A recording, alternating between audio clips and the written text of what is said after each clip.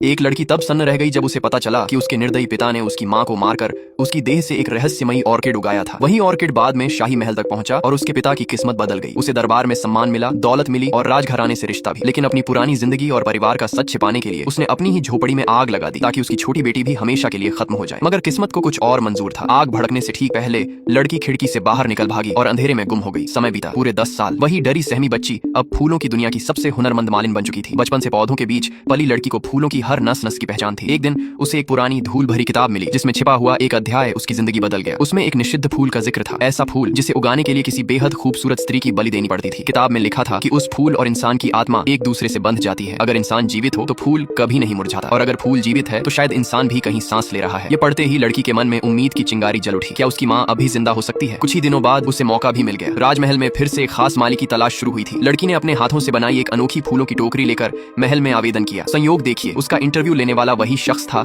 जिसने सालों पहले उसकी माँ और उसे मारने की कोशिश की थी। उसका अपना पिता। उसकी बनाई टोकरी इतनी अद्भुत थी कि वह तुरंत चुन ली गई और इस तरह वह सीधे उस महल में पहुंच गई जहां से उसकी बर्बादी शुरू हुई थी। अब उसके सामने दो मकसद थे, पहला अपनी माँ के जीवित होने का सच पता लगाना और दूसरा अपने पिता का असली चेहरा सबके सामने लाना। धीरे धीरे उसे अपने पिता का अतीत भी पता चला। वह कभी एक गरीब और बदनाम विद्वान था जिस पर झूठा हत्या का आरोप लगा था। उसकी माँ जो एक कुशल योद्धा थी ने उसकी बेगुनाही साबित की थी। दोनों को प्यार हुआ और उन्होंने शादी कर ली। मगर उस दौर में ताकतवर औरतों को समाज सम्मान नहीं देता था, इसलिए शादी के बाद उसकी माँ ने खुद को दुनिया से दूर कर लिया ताकि उसका पति आराम से पढ़ाई कर सके और ऊंचा मुकाम हासिल करे। सालों तक वह आदमी असफल रहा। फिर एक दिन उसे पता चला कि राजमहल की सबसे बड़ी रानी को दुर्लभ ऑर्किड बेहद पसंद है। उसी पल उसके मन में एक शैतानी योजना ने जन्म लिया। अपने पूर्वजों की गुप्त विद्या का इस्तेमाल करते हुए उसने अपनी पत्नी को ही उस निषिद्ध फूल का माध्यम बना दिया और चमत्कार हो गया। उस दुर्लभ ऑर्किड ने पूरे राज्य को मोहित कर लिया। उस आदमी को शाही सम्मान मिला, परीक्षा में सफलता मिली और राज परिवार से रिश्ता भी। उसे लगा कि बस अपनी बेटी को खत्म करना बाकी है, फिर उसकी नई जिंदगी हमेशा सुरक्षित रहेगी। लेकिन जिसे वह राख समझ चुका था वही लड़की 10 साल बाद उसके सामने खड़ी थी, बदले की आग लेकर। महल में रहते हुए लड़की की सुंदरता ने राजघराने की महिलाओं को बेचैन कर दिया। उसे काबू में रखने के लिए उसे एक धीमा झड़ दिया गया जो हर महीने असहनीय दर्द देता था। मगर लड़की चुप रही। उसने मन ही मन कसम खाई कि वह हर अत्याचार का हिसाब खून से लेगी। कुछ समय बाद उसे शाही महल ले जाया गया जहाँ उसकी बनाई फूलों की टोकरी ने सबको मंत्रमुग्ध कर दिया। बूढ़ी महारानी उसकी कला देखकर इतनी प्रभावित हुई कि उन्होंने उसकी तुलना उस मशहूर स्वर्गीय ऑर्किड से कर डाली जिसने सालों पहले पूरे महल को दीवाना बना दिया था। ये शब्द लड़की के सीने में दबी नफरत को और भड़का गए। तभी महल की एक स्त्री ने अचानक कहा